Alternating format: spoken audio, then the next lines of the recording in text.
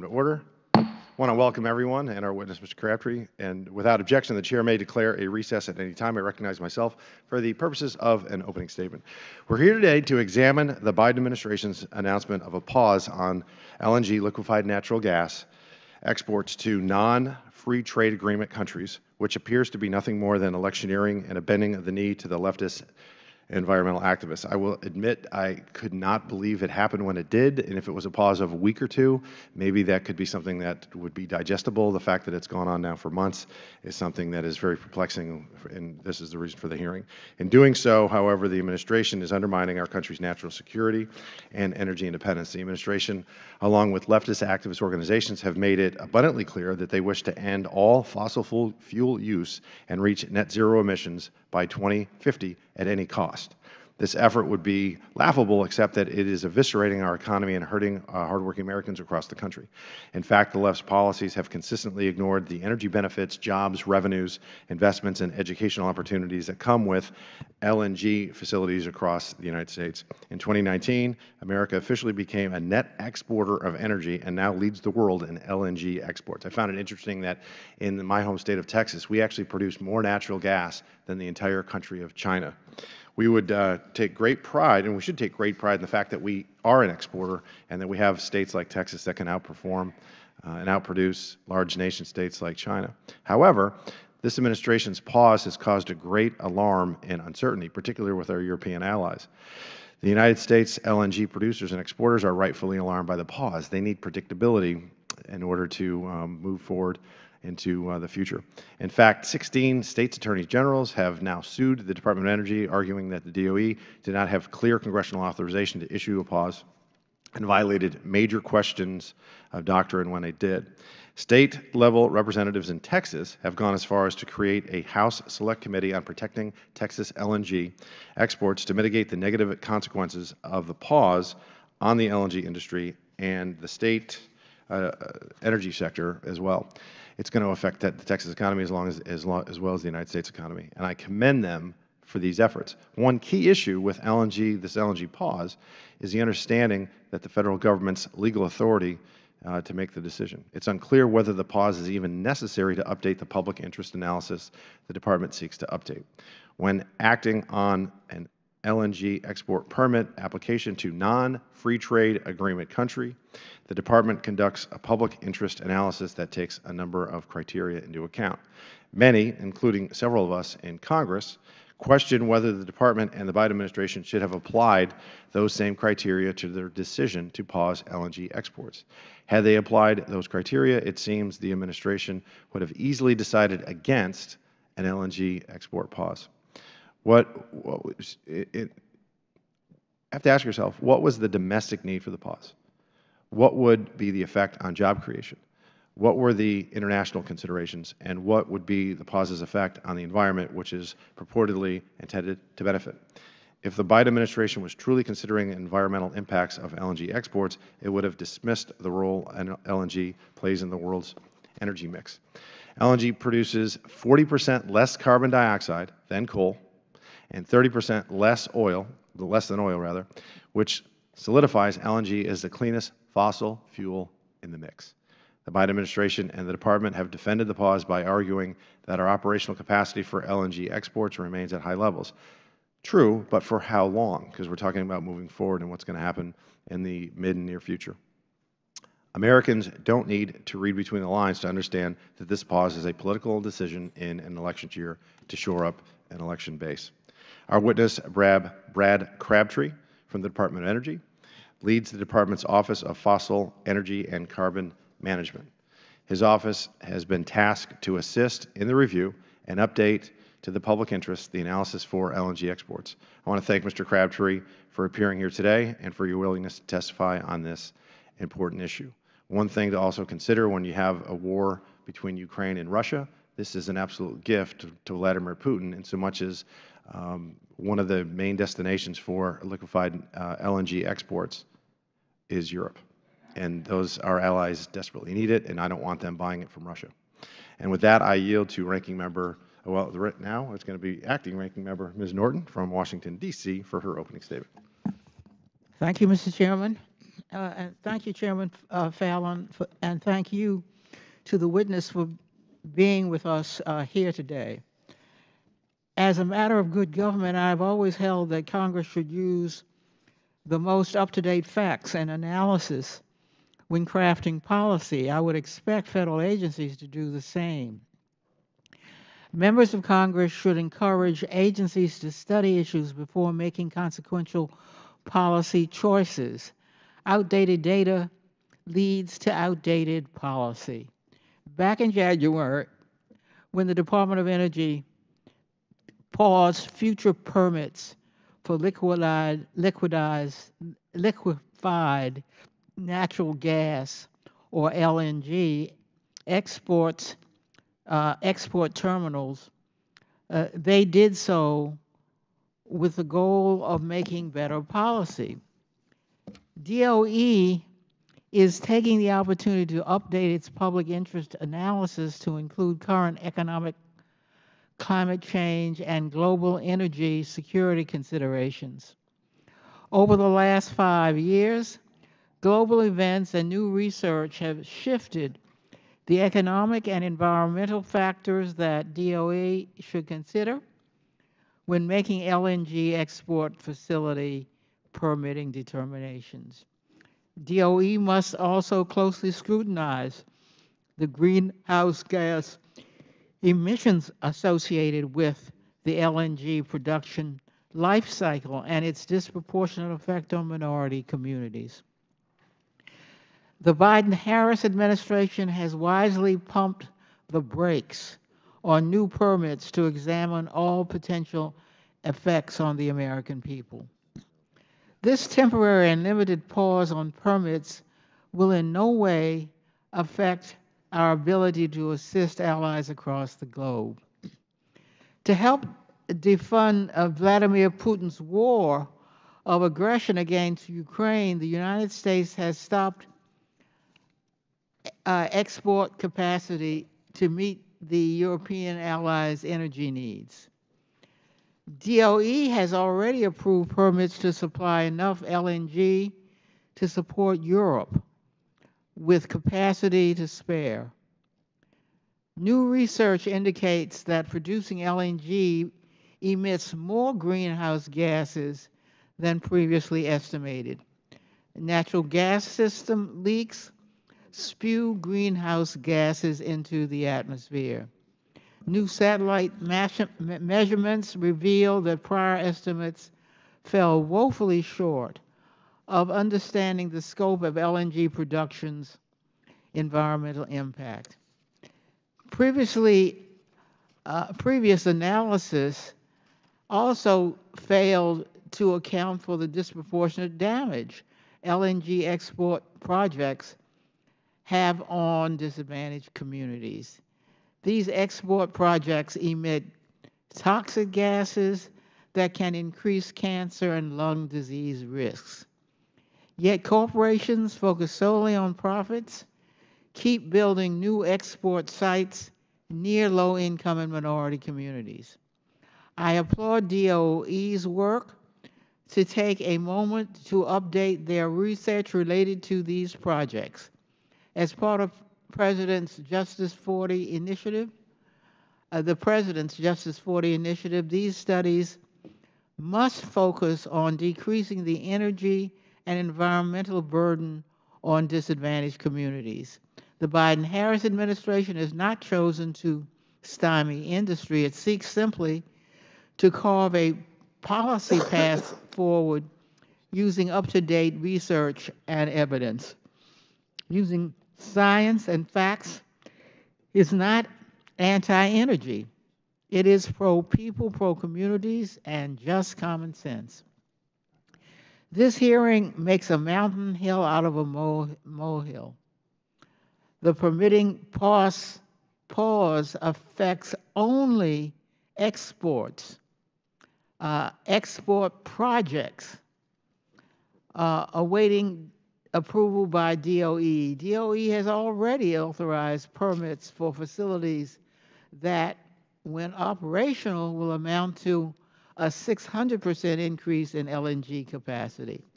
Moreover, DOE leadership does not expect this pause to last more than a year.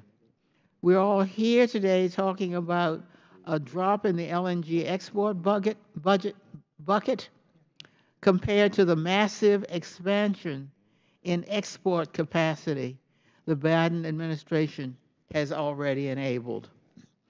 This whole endeavor is just one more chapter in the majority's false claim that the Biden-Harris administration is waging some sort of, quote, war on energy.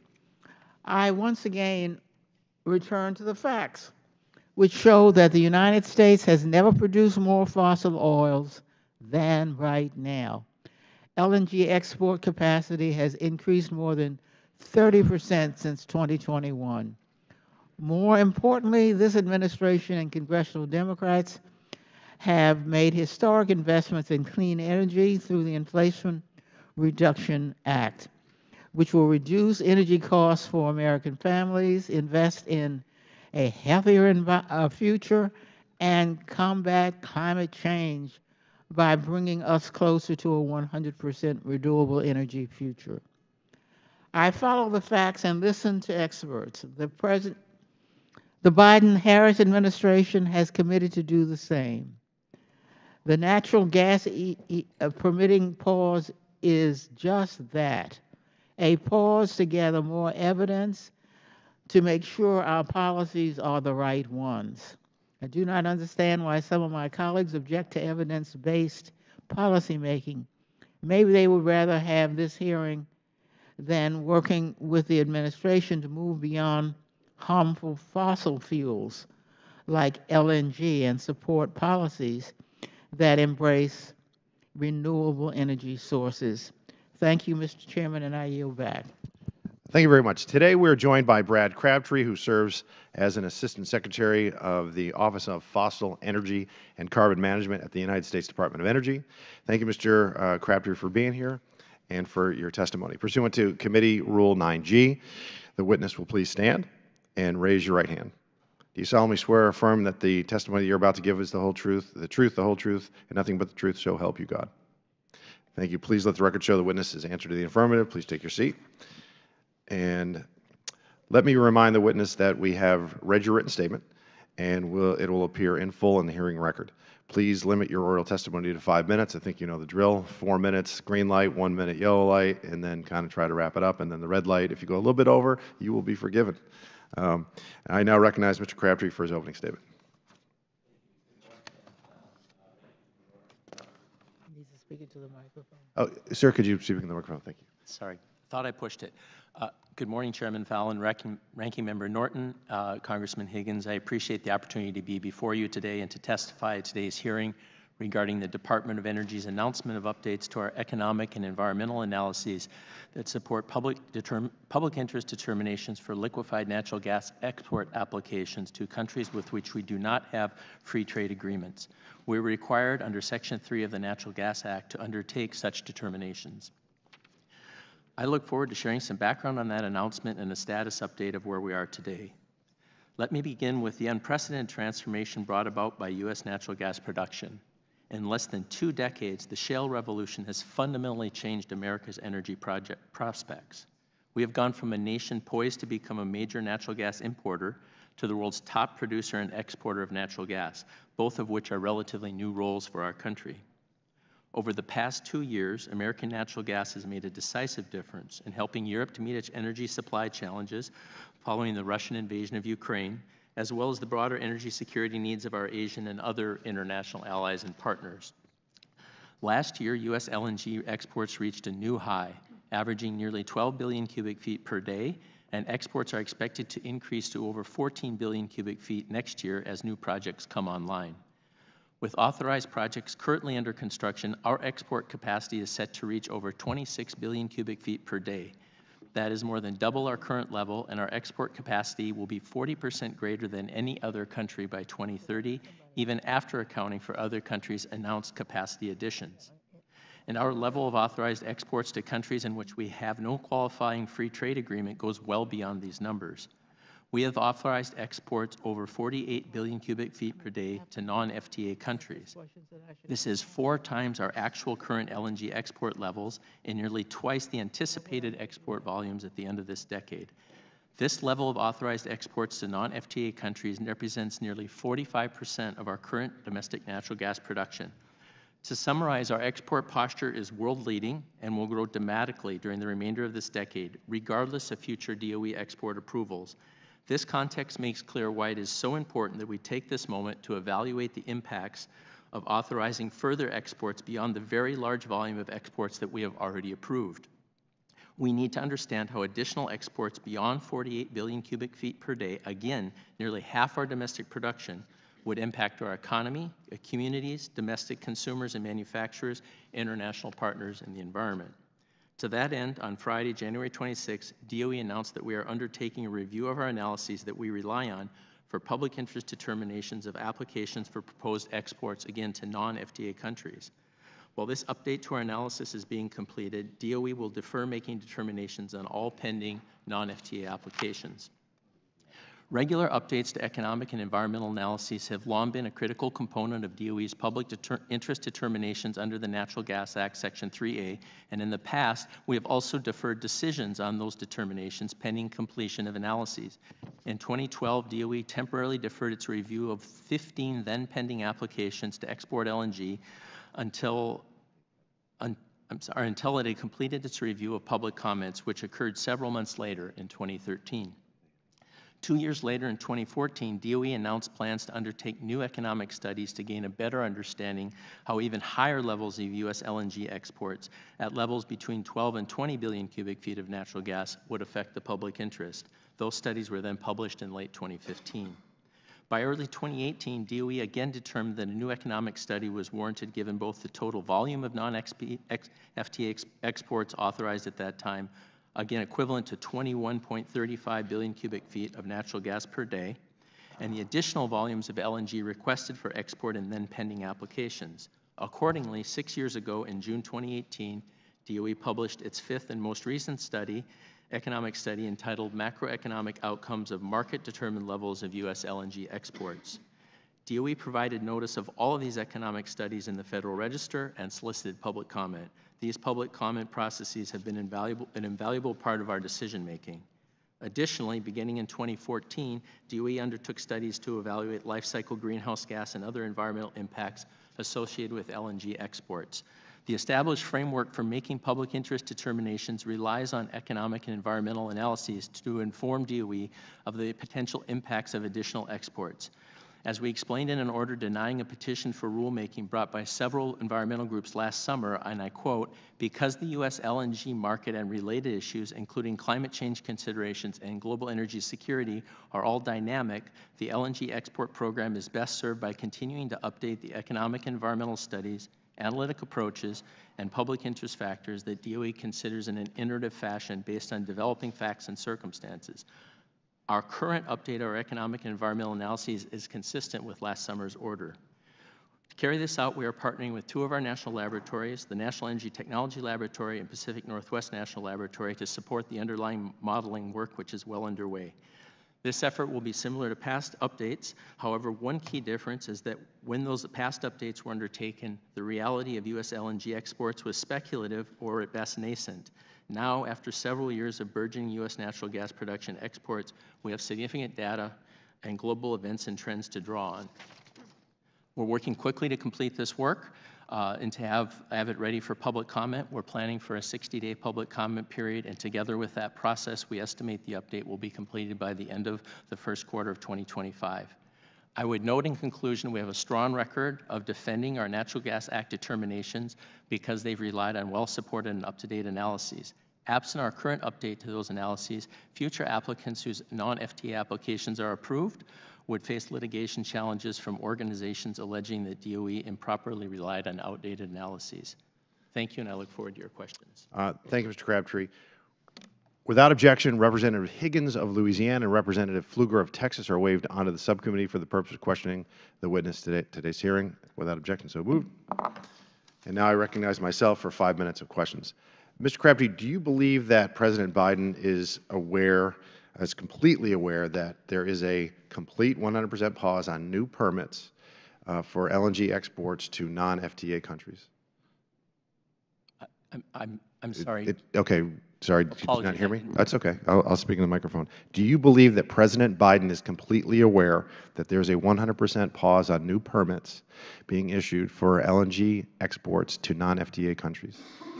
We have deferred decisions on only those pending applications that are above the authorized levels of 48 billion cubic feet. Okay. So that's the decision. Okay. Do you believe that he's completely aware of that decision that you just?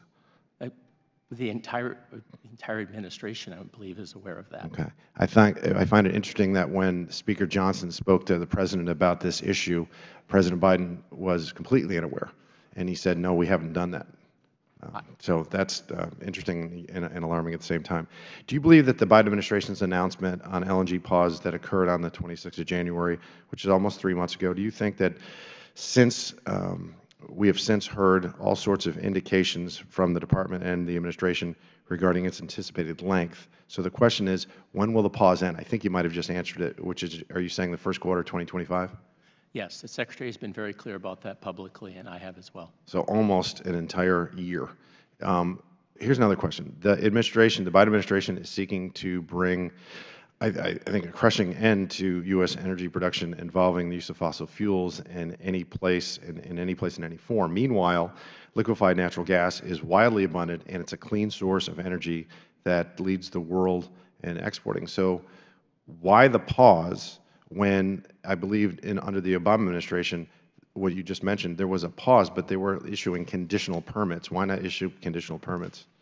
No, in 2012, the economic analysis was being undertaken, and there were 15 applications, decisions upon which were deferred until the analysis was complete. And how long did that analysis take?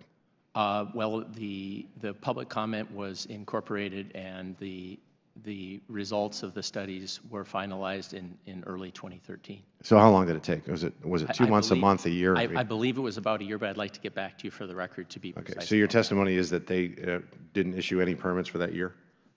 In 2012, my understanding is no. But again, I'll confirm that. Okay. My understanding is that they were issued in 2013. My colleague mentioned in her opening statement that this and I quote, "this no way affects our allies across the globe." Do you believe that? Do you agree with that statement? That this pause in no way affects our allies across the globe? It doesn't affect allies in terms of near to medium term energy security supply, because we're going to be doubling our export capacity by 2030, and we have an additional 22 billion cubic feet of authorized volumes that do not yet have a final investment decision. Do you think that they're do you think that they're not alarmed or concerned? They are not alarmed. We have briefed our allies extensively. Really? Okay, that's interesting. Because I've spoken with some of our allies, and they are very alarmed, and they want this pause lifted. Every single one of them that we've talked to. Well, I have met. Their ambassadors. Okay. I've met with my direct counterparts in multiple countries. And they don't care at all. The basis of our position, they want to know long-term the direction of our policy, but they are not alarmed. So it's your testimony that they would prefer it to be reauthorized in 2025 and not as soon as possible? What I would say is there are different perspectives in differing countries. And I think our European allies are the ones that I've been talking to, and they're very alarmed of what's going on because of, in addition to the fact that they want to wean themselves off of Putin's gas. Mr. Crabtree, the Wall Street Journal detailed the outside influence of groups who sought to pressure the Biden administration to halt new approvals of LNG export facilities.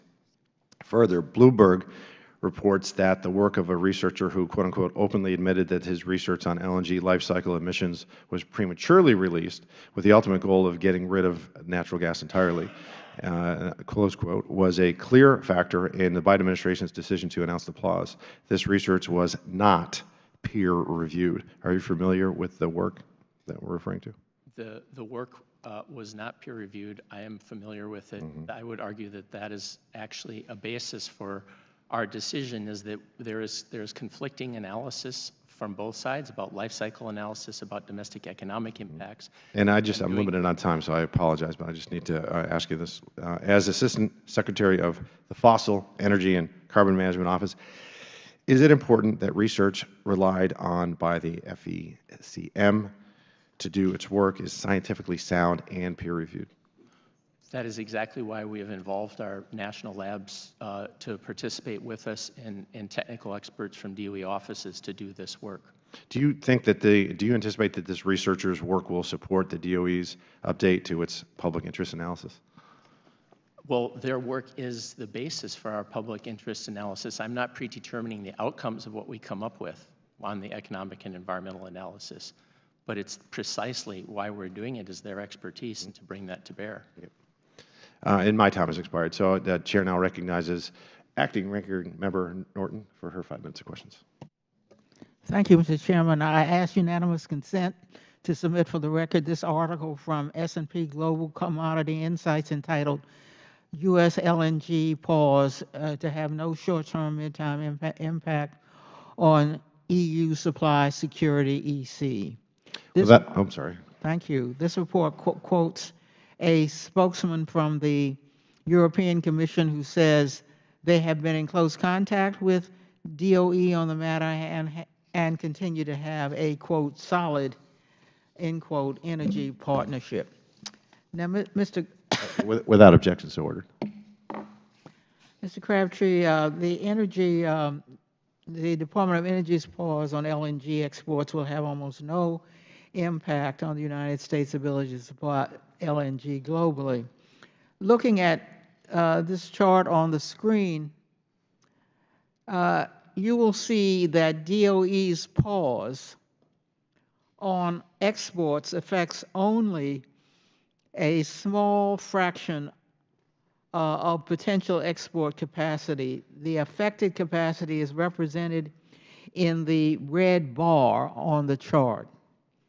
All the remaining green bars on the chart represent LNG export capacity that either already exists, is under construction, is permitted, awaiting construction, or awaiting approval from other unrelated agency. This chart shows that DOE has already permitted nearly 7 times the amount of capacity than this pause will affect. So, Mr. Crabtree, how long do you estimate the export pause will last? So we have stated publicly, the Secretary again and myself, that we anticipate this work. Speak up a little bit, please. The Secretary and I have both indicated publicly that we anticipate this work being done within a year. And I would note that in your chart, the 14 billion cubic feet that you have in the last 2 rows is accurate. That is the capacity that is currently being deferred for decision making. We have committed to 48 billion cubic feet in terms of authorized exports. Again, that's 4 times our current actual exports of 12 billion cubic feet. So to put that into context, if with the additional 14 billion cubic feet in the last 2 rows, that would take the United States to the neighborhood of 60 billion cubic feet of authorized capacity, which is well over half of our domestic natural gas production. I would note that the United States has the world's largest economy. We have a major industrial and manufacturing base and 330 plus million people. We rely extensively on our natural gas resource for our own domestic economy. And so our current export commitment of 48 billion cubic feet per day, 45% of our production, is a very, very substantial export commitment. Mr. Crabtree, is DOE's permitting process a barrier to U.S. exports of LNG? In the near to medium term, the commitments we've already made will allow us to essentially double our export capacity by 2030, so no. Mr. Crabtree, DOE has already permitted significant LNG export capacity that is not yet built. Why is that? Well, so in the United States, we're different than the country of Qatar. Qatar is the world's 2nd largest exporter.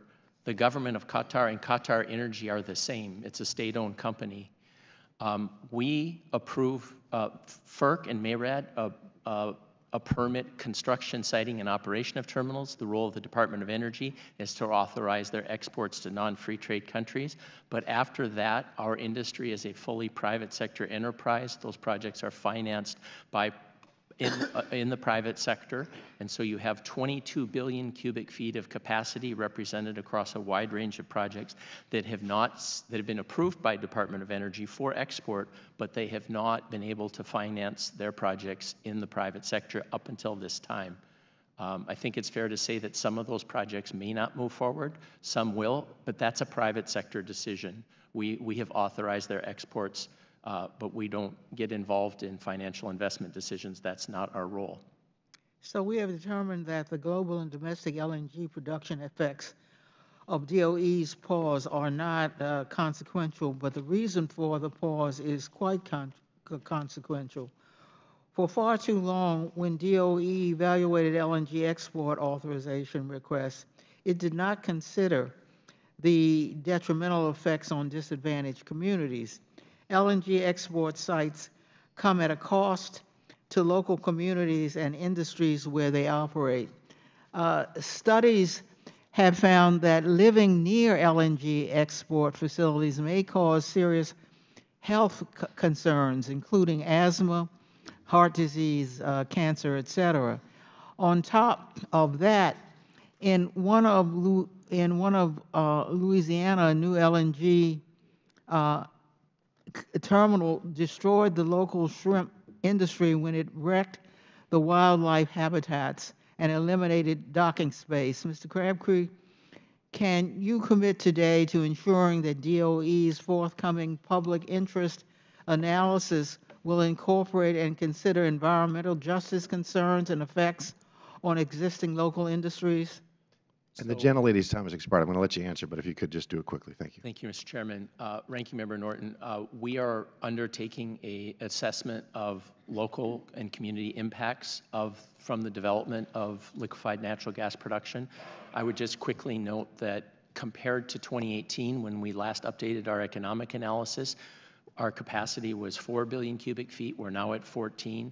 One of the fastest growing industries in the world is U.S. natural gas production and export, and the geographic footprint of that is concentrated on the Gulf Coast of the United States.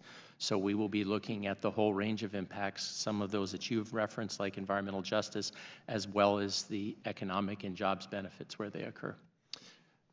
Gentlelady's time has expired. The chair now recognizes our good friend, Representative Higgins from Louisiana. I thank the chairman and the ranking member, and I appreciate the committee's allowing me to wave on here. Mr. Crabtree, we appreciate you being here today, sir. Do you realize, of course, that the actions that you have taken on behalf of the executive for whom you work, it's impacting thousands and thousands of American lives and jobs. You can speak to the amount of LNG export that has been maintained, and you can dangle those numbers before the American people. But that's growth of the industry that was created by the industry and an appetite from the world for clean, reliable, affordable energy. So in my district in South Louisiana has become, over the course of a very quick couple of decades, the epicenter of LNG export for the entire country, and we feed clean, affordable, reliable energy to the entire world, primarily before the interruptions from this executive branch, many of which were led by you, or at least you're at the point of that spear that you're being forced to wield. Prior to the executive's interference, the American LNG industry had been feeding reliable, affordable, clean energy to our allies across the world. And because of various interruptions that have been planned and calculated, interruptions to American energy production and dominance and export, our European allies have had to rely on other sources for their raw energy product to power their grids, across the continent. And now you have Iran is selling 90% of its raw energy product to China. That means China is feeding Iran billions and billions of dollars. You have Russia is deeply engaged in renewed energy supply across Europe because the reliability of that supply chain has been crippled by Biden administration policy decisions. And my brother, Mr. Crabtree, you're a part of this, man. We don't understand what happened between the summer of last year and January of this year. My colleague's going to get into that. The timeline that you put forth in your advisement of the pause sounds very cool. We're just going to chill for a little while we take a closer look for a few months. But you knew that a pause that you were initiating generally requires over a year to renew normal permitting. Is that correct? Historically, doesn't it take over a year? Didn't you say in this hearing a little while ago, next year will be done in a year? We've committed to delivering this work. We've committed to delivering this work within a year. So in the okay, so a year. Yes, sir. Okay, not a few months. Because your letter said a few months. So let's just move on. To clarify, a few months to provide the analysis for public comment. There was an illusion of this just slight pause that was put forth by this executive. Now, the year's time for renewal, that brings us past November of 2024, does it not? I'm pretty sure that brings us. We're committing to complete the analysis in the... Yeah, so we're past the election, my brother. Do you see a pattern developing here? Do you have communications, Mr. Crabtree, in my remaining time with the Biden administration officials regarding LNG permitting pause that took place between the summer of last year and January through today in this hearing? You have communication, emails, telephone calls, et cetera? With whom, Mr. Congressman? The Biden administration officials, people you work for. So we've had extensive discussions. Extensive discussions. I'm advising you in my remaining 10 seconds to preserve that stuff. How long have you been building your career at DOE, Mr. Crabtree? I was confirmed beginning of May 2022. How long have you been building your career to get to that point? I worked on energy policy for the better part of 30 years. 30 years. You got 30 years into this thing. You realize you're being set up as a sacrifice on the Green New Deal altar? I disagree with that, sir. I'm going to offer you whistleblower protection. I'm going to offer you whistleblower protection. Remember that statement, because we will protect you, sir. Mr. Chairman, I yield. Chair now recognizes Representative Brown from Ohio. Thank you, Mr. Chairman. The Biden-Harris administration is supercharging our nation's energy independence while combating the climate crisis, one of the greatest challenges and responsibilities of our generation. Congressional Democrats and President Biden are committed to a bold, effective, and expansive climate agenda, which is already creating tens of thousands of clean energy jobs across the country. I was proud to vote in favor of the Inflation Reduction Act, Bipartisan Infrastructure Law, and the CHIPS and Science Act. These laws all made historic investments in our energy sector. And I'm glad to say these efforts are already yielding great success. In 2023, the United States boasted the highest level of energy independence our country has seen in over 70 years.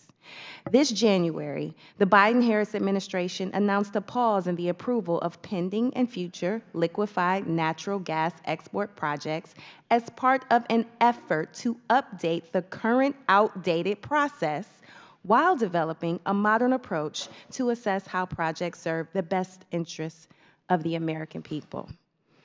So, Assistant Secretary Crabtree, how has the Biden-Harris administration demonstrated a commitment to energy independence?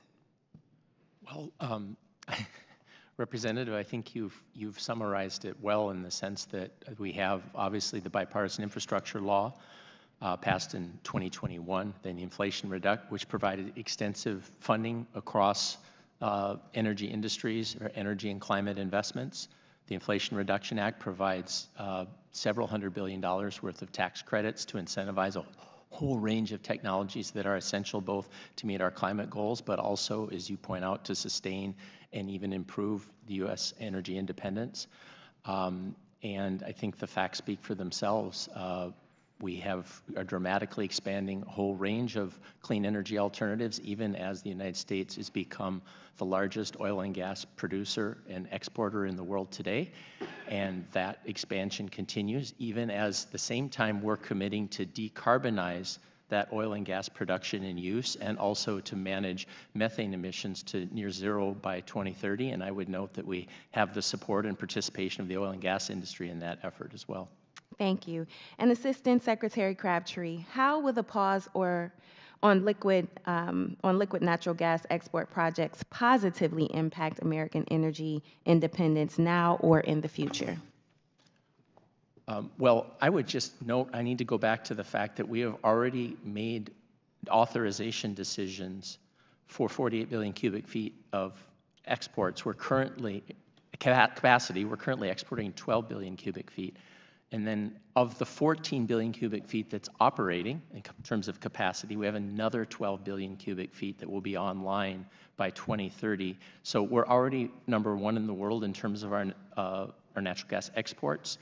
We will be #1 in the world in 2030, 40% ahead of Qatar, which is the second-ranked exporter today. So what I would argue is that our decisions are not impacting U.S. energy independence because the decisions DOE has already made will allow a doubling of our export capacity, which contributes to our larger domestic energy independence, along with all the other investments in other energy resources and technologies that we're making. And I wouldn't call those dangling numbers for the American people, they're facts. Lastly, what factors does the Department of Energy take into consideration when measuring what is in the best interest of the public? So we take a broad range of factors into account. We take domestic energy supply, natural gas supply, and its availability to consumers and to industry. We look at natural gas prices, again, for households, but also for industrial producers and manufacturers. Also distributional consequences, how these prices changes affect who. We look at demand in the future. What's the demand, both for the natural gas here at home, but also our exports? Importantly, and ever more so following the Russian invasion of Ukraine, we look at energy security, not only for ourselves, but our allies. And then finally, we look at environmental impacts, and that includes traditional environmental impacts that you might imagine from project development, but also greenhouse gas emissions, both methane and carbon dioxide emissions associated with natural gas production, processing, liquefaction, and export. Thank you. Contrary to the claims by my Republican colleagues, in 2023, the United States set a new high for natural gas production. In fact, today, the U.S. is the world's single largest liquid natural gas exporter. While my Republican colleagues continue to put the interests of large corporations and big oil first, Democratic policies are building clean energy infrastructure for the next generation. This translates to lower energy, water, and fuel costs for American families, both at home and at the gas pump. And as we expand our energy independence, Democrats continue to work on building the clean energy sector for the future.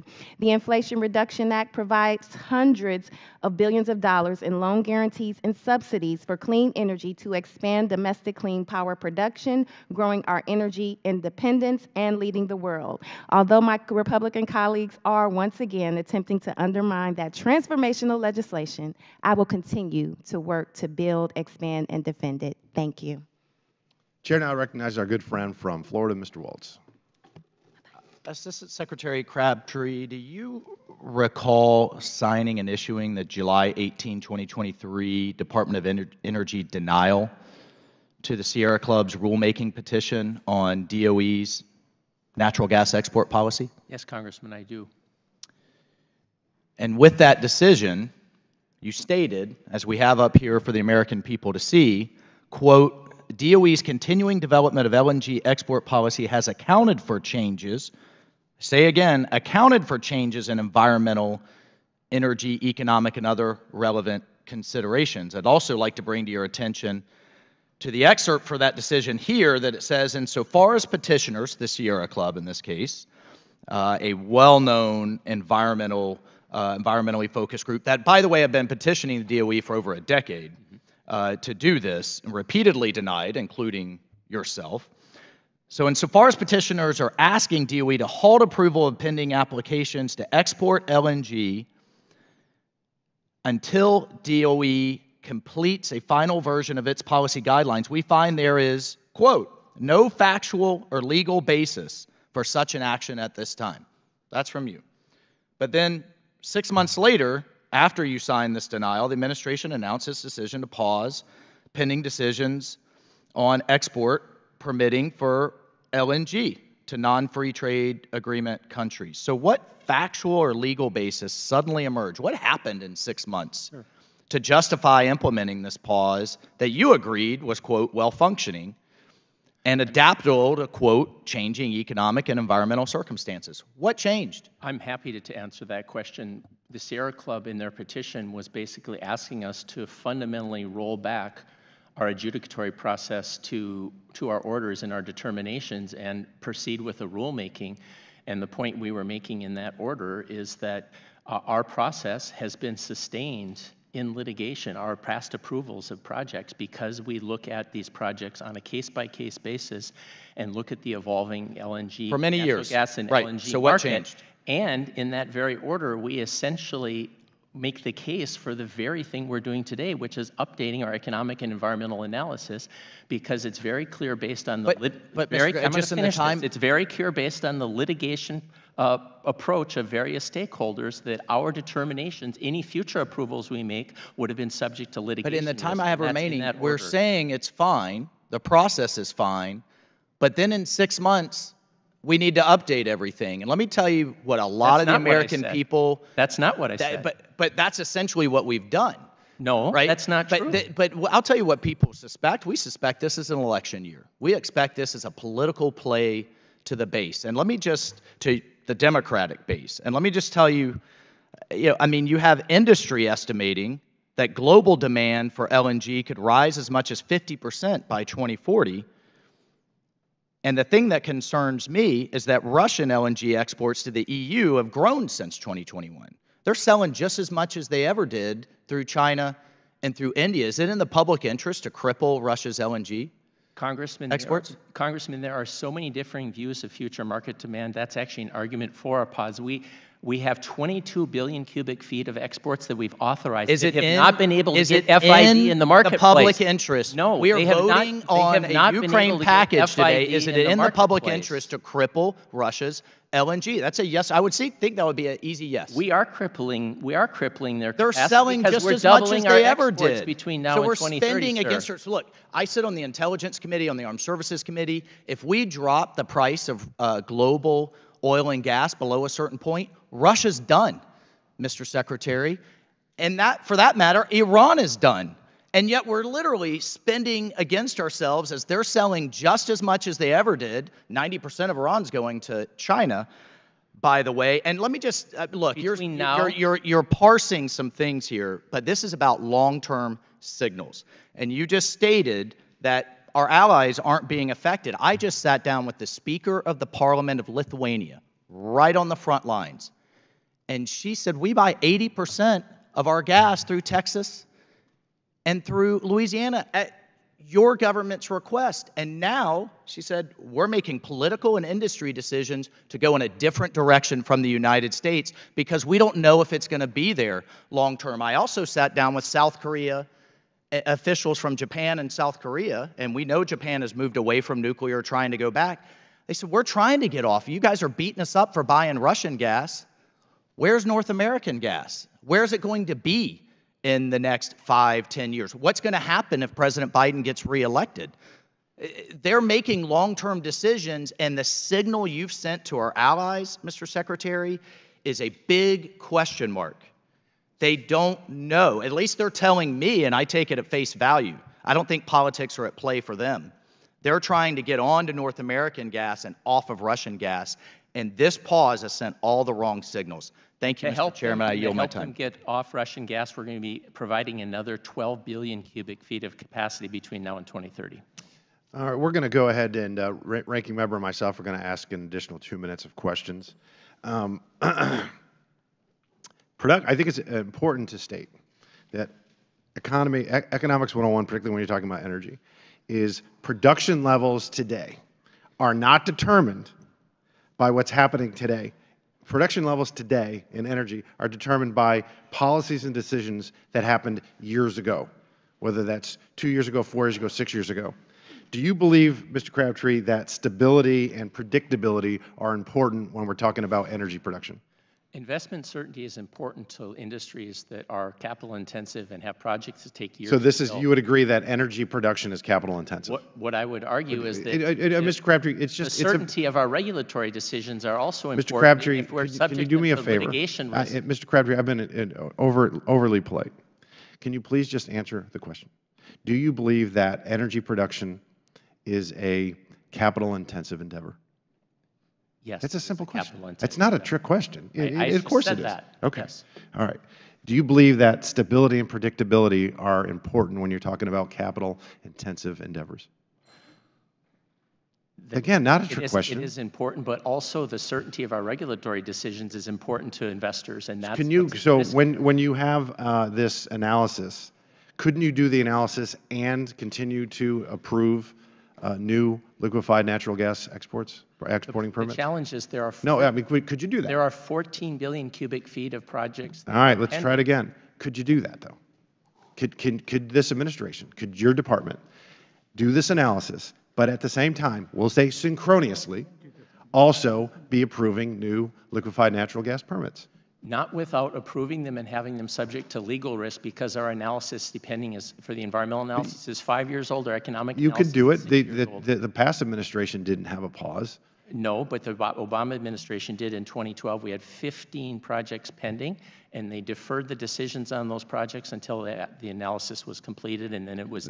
So these are made in 2013. political policy decisions. Mr. Chairman, I would note that our approvals in the past have all been sustained in courts of law because we have updated analysis. Now we're 5 and 6 years out from our last update. A very simple question. Are you a political appointee? I am a political Okay, appointee. thank you. I yield to the ranking member. Mr. Crabtree, would you like time to walk through the administrative process? Mr. Waltz would not give you time to explain.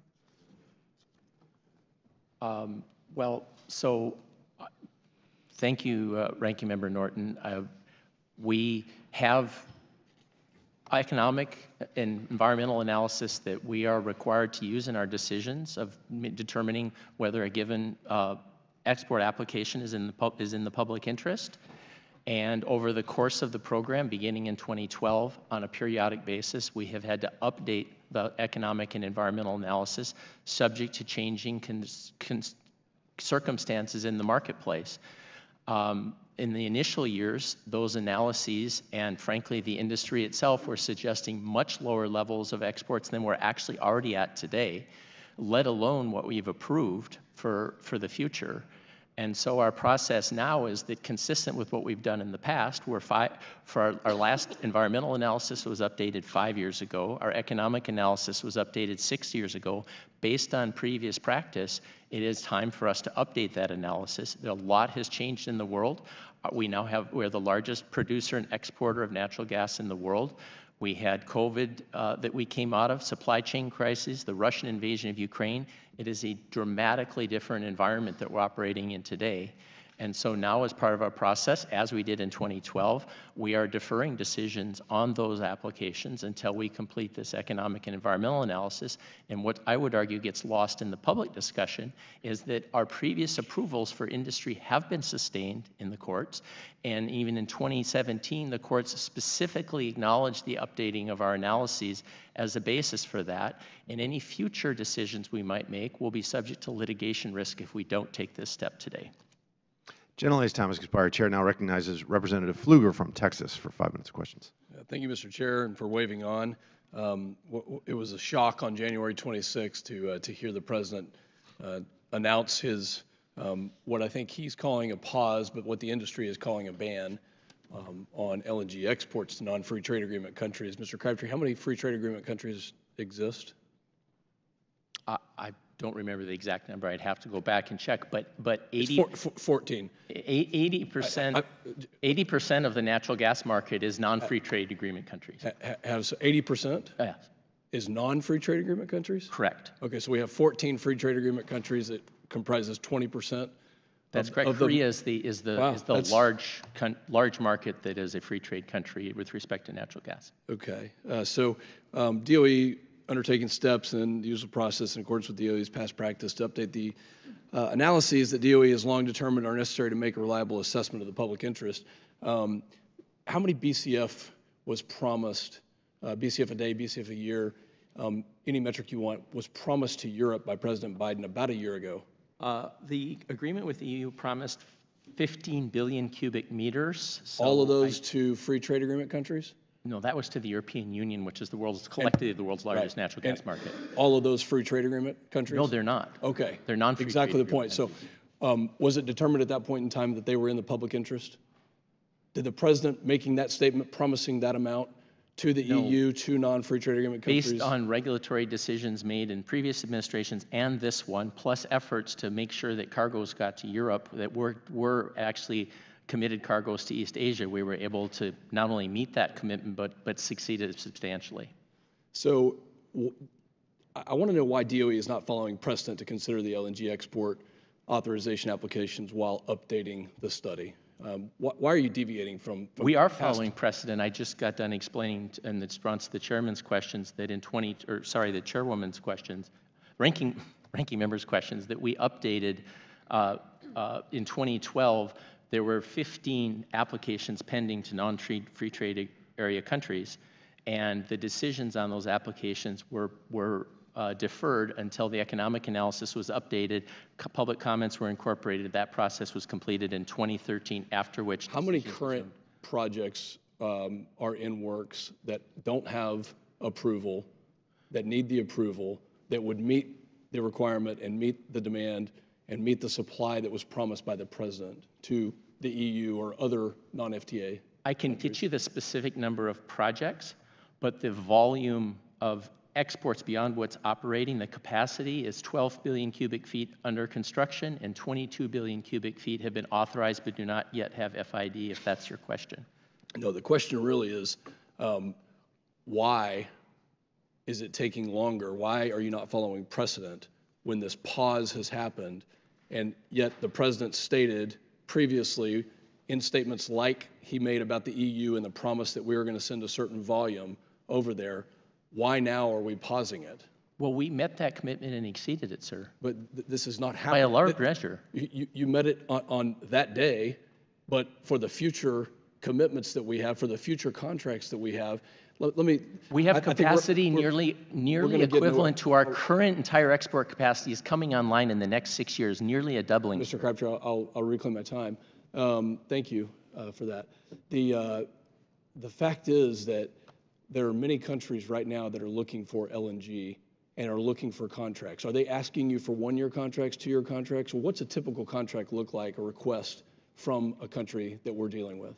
Contracts vary, but the United States LNG sector is financed liquefaction terminals based on long-term contracts. Long-term, most companies have a small percentage 15, of 20 years? Yes, exactly. Okay. Yep. So the decision to pause, I call it a ban because I think industry agrees with that. The decision to ban LNG exports starting on January 26th, has industry received that positively? Have you had discussions with industry, and which companies have you talked to since then? It depends on which energy sector you're referring to. We have domestic manufacturers and industrial companies that are actually concerned about committing even more than 48 billion cubic feet of our domestic natural gas supply to export. And so we have heard from them that they think this is prudent. Prior to January 26, which companies did you personally deal with to make this decision? I have met with many companies. Can you give me a list? Can you tell me 4 of them right now? Well, I've met with all the major I understand. LNG producers. Just tell me 3 or 4. Well, there aren't that many. Just name them. I have met with all of the major companies that operate liquefaction terminals, most of the major natural gas producers. Can you name 3 or 4 of them? Well,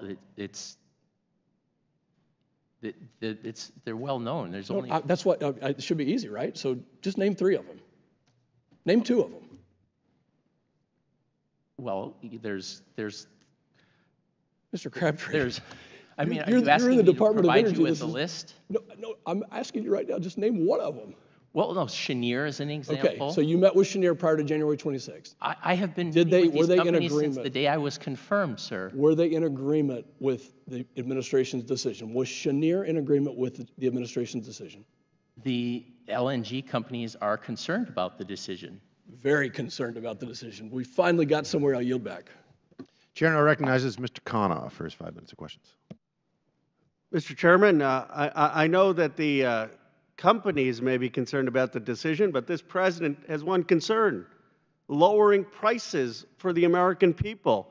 Now, I find it amusing sometimes, my Republican friends. You could say a policy is going to reduce prices for the American people, help lower electricity bills. They may applaud it. Then you say it happens to also be good for climate. They'll stop applauding. We're bringing manufacturing back to America. Great. It happens to also be decarbonizing. Oh, we can't support that. The reality, Mr. Crabtree, is this is a policy that puts Americans first, right? I mean, this is a policy that's actually going to lower electricity bills for Americans because President Biden cares more about Americans' electricity bills than anyone else in the world. He's the American president. And you testified that we have seen periods during which U.S. LNG exports had a noticeable influence on domestic prices. Can you explain why the president's policies in prioritizing Americans over people elsewhere in the world for electricity bills is helping lower electricity prices for Americans? So, Congressman, I mentioned earlier in the hearing that we have seen an enormous increase in natural gas production and export during the time frame of this program at the Department of Energy. We've gone from effectively 0 in 2015 to 14 billion cubic feet.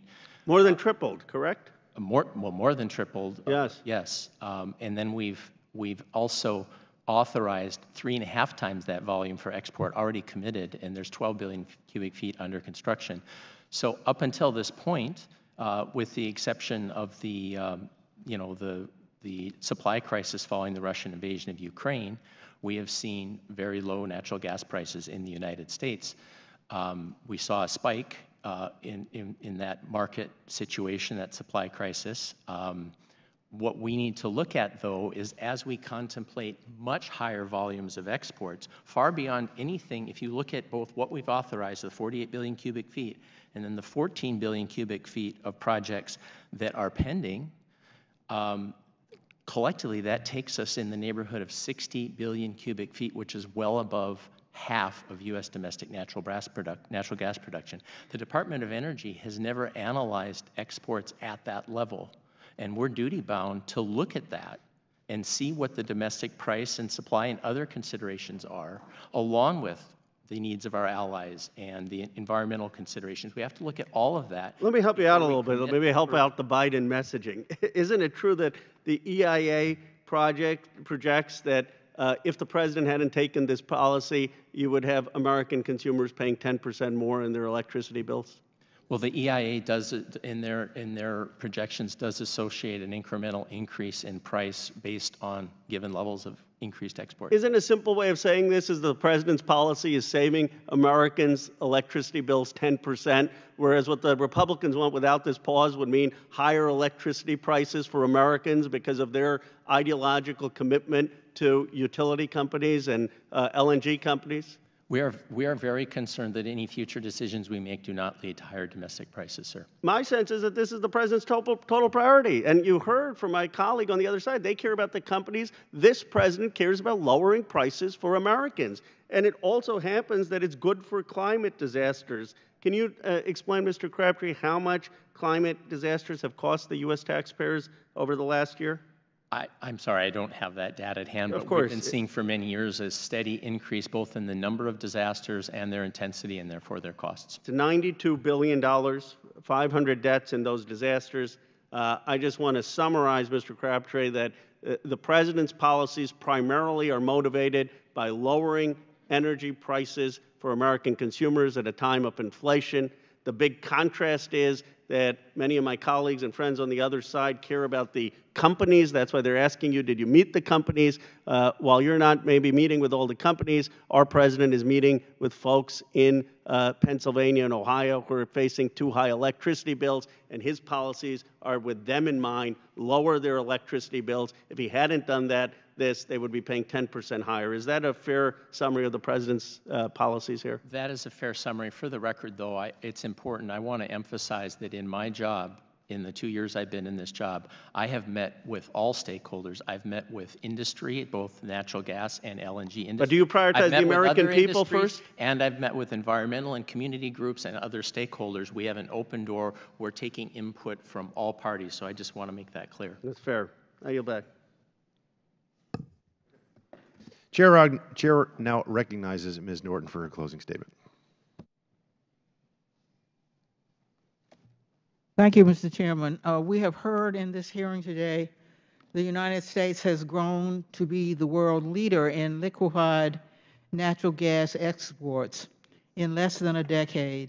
The Department of Energy has already permitted more than 50 billion cubic feet of LNG export capacity. That total of new export capacity eclipses the United States' daily energy use. As I showed earlier, the Biden administration has paused only a small fraction of possible permits. The administration paused new permits to perform a long overdue update of public interest studies that currently do not reflect reality. Updating the nation's permitting policies based on modern information and data is just good government. The world has changed in the last 5 years. Russia invaded Ukraine, leading Europe to end all LNG purchases from Vladimir Putin, leaving them searching for new sources of natural gas. The United States seized this opportunity to help our allies hurt Vladimir Putin and rise from fourth in natural gas exports globally to first in just a few years. At that time, American exporters doubled their capacity. At the same time, the Inflation Reduction Act and Infrastructure Investment and Jobs Act supercharged domestic green energy production. The Biden administration has America on a clean energy path that allows us to move forward from fossil fuels like LNG. In the meantime, DOE must update its LNG export public interest analysis to account for the detrimental impacts on the communities that house LNG export locations. Previous assessments overlooked the disproportionate impact on underserved communities and ignored critical questions of environmental justice. I commend the Biden-Harris administration's actions to right these historical wrongs. This hearing boils down to a made-up war on energy and an attack on evidence-based policymaking. President Biden and congressional Democrats have charted a path to renewable, affordable energy for all Americans. Thank you, and I yield back. Thank you very much. Just since 2012, I just want to correct the record. Since 2012, the pause that occurred then, and before the studies were complete in 2014 and 15, the DOE actually issued 7 conditional projects. The precedent appears clear to me.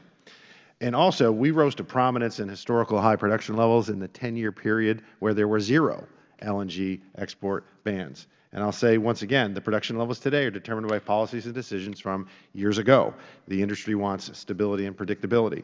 I talked with former Secretary of State Mike Pompeo, and I found something that he said very interesting, that when he was talking to other diplomats, heads of state, et cetera, and his counterparts around the world, that he had a lot more pliancy and flexibility when he was negotiating things that were unrelated to energy because of the production levels that occurred during the Trump administration. And because these nation states need what we have, an abundance of. The Biden administration is simply unserious about energy independence. And I do think there is a war on energy. You can ask the energy industry. And I did not come to Congress, despite what one of my colleagues said, to do the bidding of anyone other than the American people, and certainly not the energy sector. I want the free markets to reign. And I found it very interesting as well that apparently Joe Biden can prevent natural disasters. I was unaware of that, so that's very interesting. And I do think there is a war on American energy, though. And it's very clear. You can ask the energy industry, and you can see what President Biden did on day one was canceling the Keystone XL pipeline and emptying our strategic petroleum reserve. We had a hearing on that, on the strategic petroleum reserve, and how it's essentially, I don't know what the exact number is now updated, but it's about half of what it was when he came into office. That is absolutely inexcusable, particularly when you, Mr. Crabtree, talked about precedent. The precedent was when we were drawing down the strategic reserve, we were drawing it down sometimes 10 million barrels here, 20 million here, right after a natural disaster, or I think it was the incursion in Libya. We've never drawn it down to 350 million barrels ever, and that just happened before a midterm election. So that's inexcusable, and I do think that the ban on liquefied natural gas exports is also inexcusable, because when you have capital and intensive industries and projects, they need reliability, they need stability, they need predictability. They're risking a lot. When they invest that money, there's no guarantee that there's going to be a return. And we all use the energy that they produce. I found it also interesting that at a State of the Union address, the President of the United States said we may need fossil fuels 10 years from now. I find that remarkable. I think we're definitely going to need them moving forward. But the department says that because the U.S. leads the world in LNG exports, it needs to update its public interest analysis for LNG permitting that requires a pause in permitting. It does not require a pause. You can do both. Again, you can do it at the same time. The update to the analysis will include new studies on LNG's climate impact. After the pause's announcement, White House National Climate Advisor said that she couldn't even answer questions when asked about the amount of greenhouse gas emissions that this pause would cut in the short term. And there's a good reason to think it will not reduce emissions at all. And I sure as hell think it's not going to prevent any natural disasters. Listen to what 10 of my Democratic colleagues wrote President Biden on February 1st, 2024, urging him to support U.S. LNG exports. And this is a quote: "If the U.S. LNG is replaced international coal use by 2030, it would have the equivalent climate impact of electrifying every vehicle in the United States, installing rooftop solar on every U.S. home, and doubling our current wind capacity." That is some bipartisan common sense. They also wrote, "Every molecule of U.S. LNG exported helps limit the growth of global emissions." Why then is the Biden administration willing to say goodbye to one of the most important tools in the tool shed for reducing emissions? The liquefied natural gas pause sends the wrong message to the world, as do other clearly political decisions against U.S. energy interests. I think, again, for the record, we should note that this pause, this ban, will only be lifted after the November elections this year. We've heard testimony today explaining how the pause is not affecting domestic price adversely, and how the operational capacity of our LNG exports remains at high levels. What these numbers do not indicate are the market conditions for new LNG facilities and LNG exports, which ultimately impact prices and our ability to export. LNG is a global commodity. The prices fluctuate based on markets. I think it's just more coincidental that domestic prices have gone down slightly in the last 3 months. What these numbers do not indicate are market conditions for new LNG facilities and LNG exports, which ultimately, again, import the prices and our ability to export. And to quote, again, one of my Democratic colleagues on February 1st in the letter to President Biden, "It is time to dispel the false narrative that U.S. LNG exports have an impact on domestic prices." Another quote: "Despite record high LNG exports, U.S. natural gas prices have collapsed since February 2022. So let's be clear. United States LNG exports have not had any sustained and significant direct impact on natural gas prices domestically. Exports of LNG have the potential to add $73 billion to the U.S. economy and create thousands of, as my colleague Mr. Higgins said, well-paying jobs. This is Economics 101, and really it's kind of free market for dummies in which the Department of Energy needs to have a lesson in. Meanwhile, Russia is laughing in our faces. Think about who was pleased by this ban or pause. I think Vladimir Putin in the Kremlin was very happy with it. It's, you know, it's newspapers in Russia are writing, now it's not Russia, but the United States that wants to bring Germans to their knees by denying new American LNG export potential. Many European Parliament members have expressed regret and concern over the pause and the announcement that came in January. They wrote, and this is another quote, I'll just take that.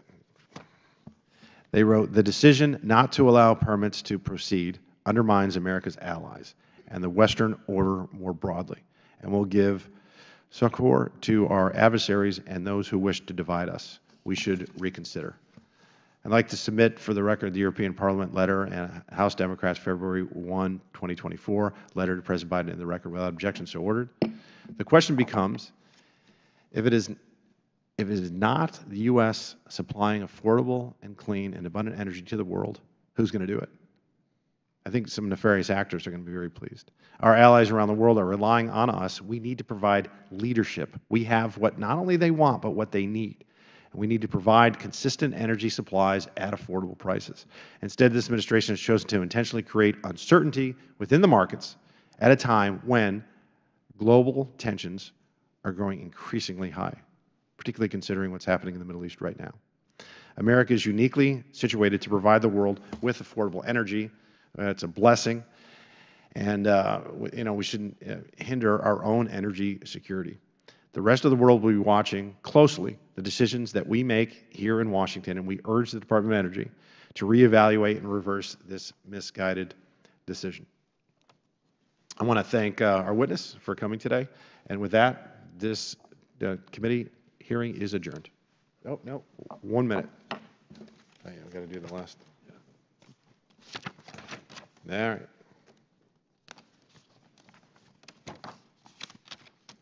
Got it.